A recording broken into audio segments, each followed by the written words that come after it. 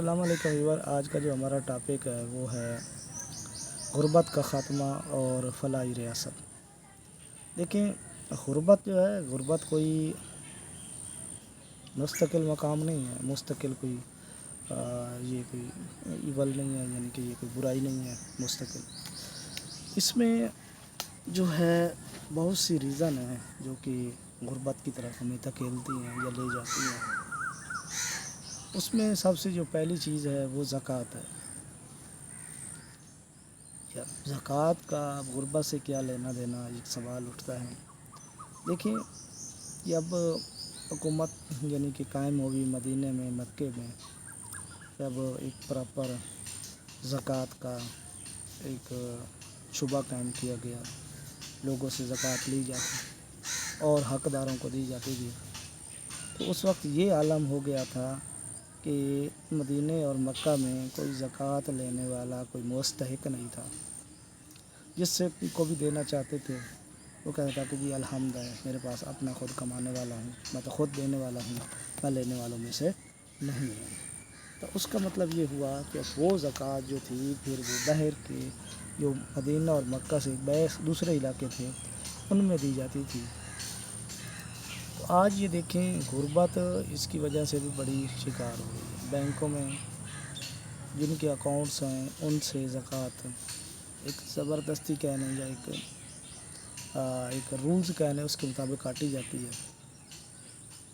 اور پاکستان میں کوئی پراپر جس کے بندے کے پاس استطاعت ہے، جس پر واجب بنتی ہے زکوٰۃ، وہ بھی نہیں دیتے۔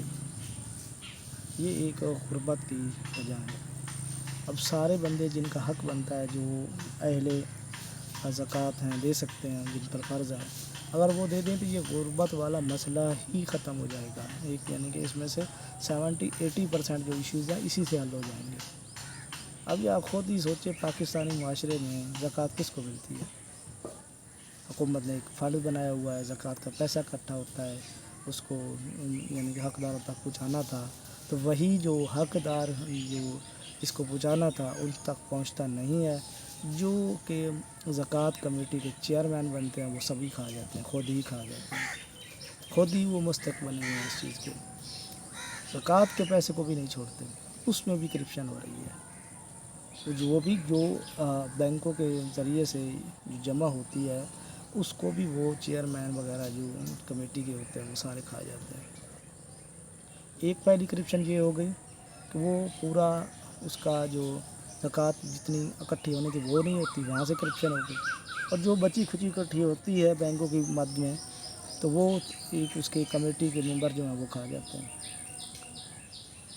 یہ ایک پہلا وجہ ہے غربت، اور اس کا حل بھی میں نے بتا دیا۔ غربت کا حل یہ ہے کہ زکوٰۃ اگر اکٹھی کی جائے تو ہمارے غربت کا 70-80% جو ہے وہ غربت کا معاملہ سالو ہو سکتا ہے۔ دوسرا، غربت جو ہے یہ مستقل رہنے والی چیز نہیں ہے۔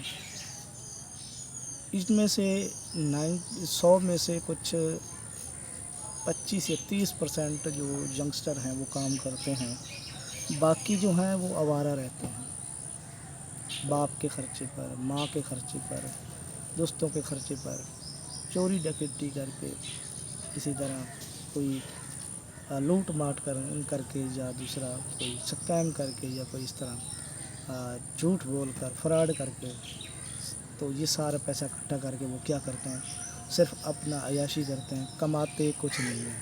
تو یہ دوسرا ریزن ہے جو کہ غربت کی طرف ہمیں لے جاتا ہے۔ اگر یہ لوگ بھی کمانا شروع کر دیں، چاہے 15,000 کی نوکری ہے، 20,000 کی نوکری ہے، یا 50,000 کی نوکری ہے، تو یہ جو انکم جنریٹ ہوگی یہ غربت میں بہت کمی واقع لائے گی۔ یہ 2 حل ہو گئے۔ تیسرا حل یہ ہے کہ ہمیں فضول خرچی جو ہے یہ نہیں کرنی چاہیے۔